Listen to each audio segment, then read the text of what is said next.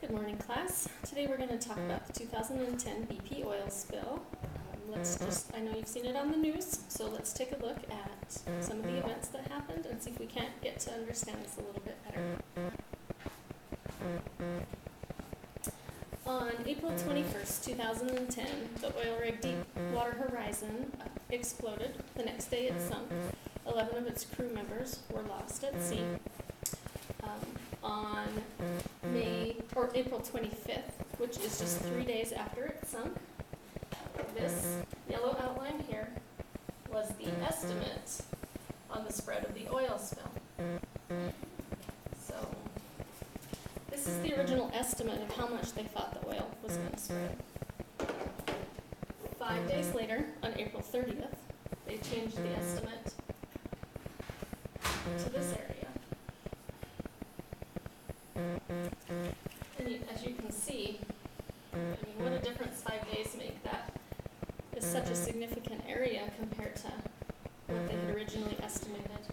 And then this red shaded area in the background, this is the actual, as of May 1st. This is the actual oil spill extent as captured in satellite imaging. And as you can see, the oil spill even extends off of the map that they were looking at a certain area to watch this oil spill, and it even extended off of the map of what they were originally expecting.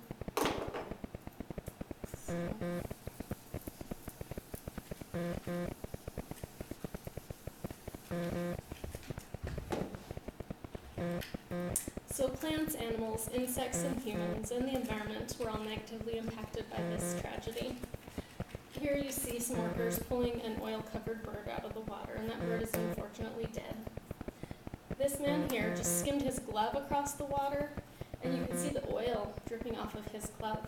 And you can see these buoys in the background here are supposed to keep the oil from reaching the shore, but look at these marsh grasses in the background. They're covered in oil, and they will eventually die. And this dragonfly here just landed on a piece of oil-covered grass, and now the dragonfly is covered in oil and will probably perish as well. And then this veterinarian pulled this young sea turtle out of the water, and as you can see, the sea turtle is just covered in water. But he will be taken back to a wildlife rehabilitation center. He will be cleaned up and released back into the wild.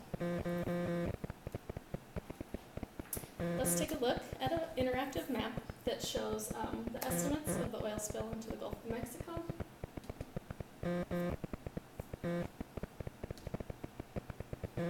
So as we look at this map, there's a few things I want you to pay attention to. I want you to pay attention to the purple will be the estimate of the extent of the oil spill, and the gray will be the surveyed extent of the oil spill. This dashed line here will indicate a fishing ban.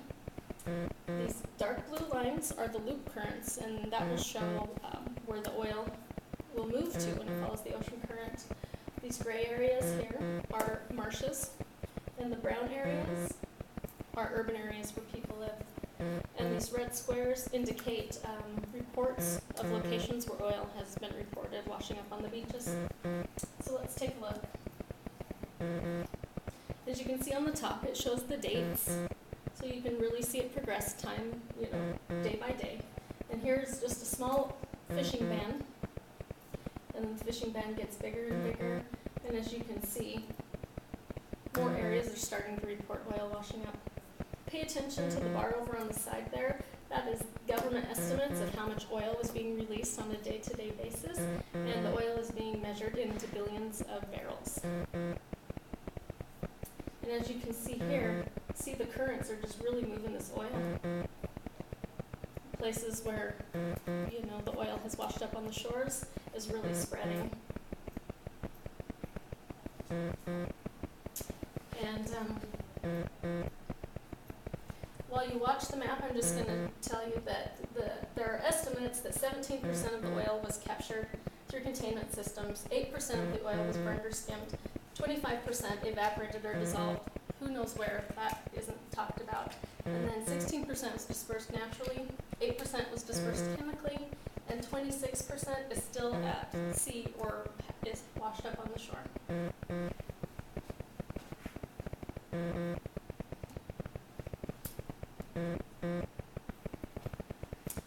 So some of the known effects of the oil spill are 5 states have been directly affected. Those states are Texas, Alabama, Louisiana, Mississippi, and Florida.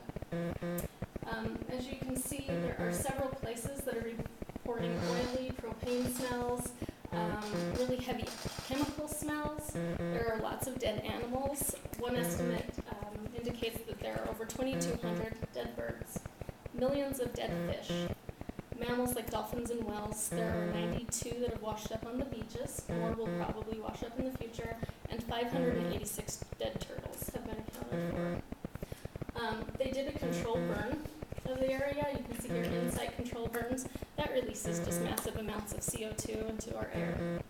And then there is damage, money damage to the real estate, tourism, restaurant, and seafood industries. Hundreds of fishermen are out of work, and the long-term effects are still not known. As you can see on this map, there are shrimpers are out of work. There are hundreds of dead man-o'-war, which are a type of jellyfish washing up on the beaches. And one of the residents in a little town in Louisiana put this memorial up in his yard to just show the devastation of the area. He has crosses here to signify, death to the fish fry, yellowfin tuna, shrimp. He misses the sand between his toes. And his name is Patrick Shea, and what he said is, this is breaking people. And he says that it's really having a negative effect on people in his area where he lives. So let's look at this map of Louisiana. There is an estimate that there will be $2.5 billion in losses to the Louisiana fishing industry alone. And as you can see by this map, these are the number of licensed fishermen by county. And the red counties indicate that there are over 400 licensed fishermen there. This is what these people do for a living. And so when there's a fishing ban, which is indicated by this red area here, they can't work, they can't bring in money. So in the short, 4.5 months that they weren't able to fish, they've just lost billions of dollars, and the long-term effects are still unknown. So the fishing ban was declared on May 2nd, and I just have a quote here from a captain of a fishing boat, and he says, it's like a slow version of Hurricane Katrina. This area was really negatively affected by Hurricane Katrina 5 years ago, and it's just starting to recover, and now this has hit it, so it's really devastating. And Bob Keeney, who's the charter boat captain, said, my kids will be talking about the effects of this when they're my age. So on September 24th, the fishing ban was lifted, and so it lasted from May 2nd to September 24th, so that's 4 months and 20 days. And 95% of the areas have now been reopened, so they are actively fishing again. And you can see this man is an inspector. He inspects the fish for oil, signs of oil, by smelling them and running chemical tests on them. So they are really trying to make sure that the fish that are being caught now are healthy to eat. Let's look at Florida. Let's look at the impact that this oil spill has had on the tourism of Florida. There's an estimate that $3 billion in tourism income could be lost. And you can see here, these are dead zones for fish. There's seafood watches. A lot of people, when they come to vacation where there's an ocean, they want to be able to eat seafood. There's overwhelming smell. Look over here on the other side of Florida, from the Gulf of Mexico. There's even birds showing up there that are covered in oil. So it's really negatively affecting. This red area indicates the fishing ban. So the fishing ban even extends into Florida waters. There are impacts on other areas and waterways.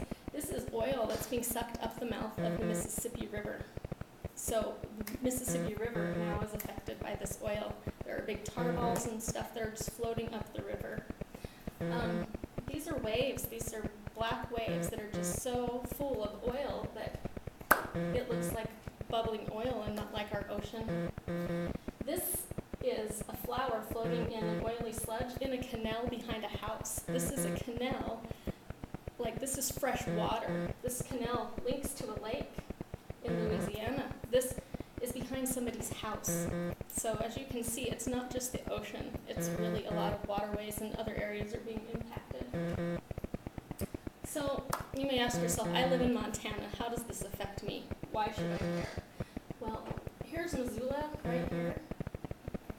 And this happened clear over we are one nation. We are the United States. And when something negatively impacts one state, it really affects us all. There has been a loss of income here. There has been a loss of morale. And so I just really wanted you to be aware that I know we live in Montana and it doesn't directly affect us, but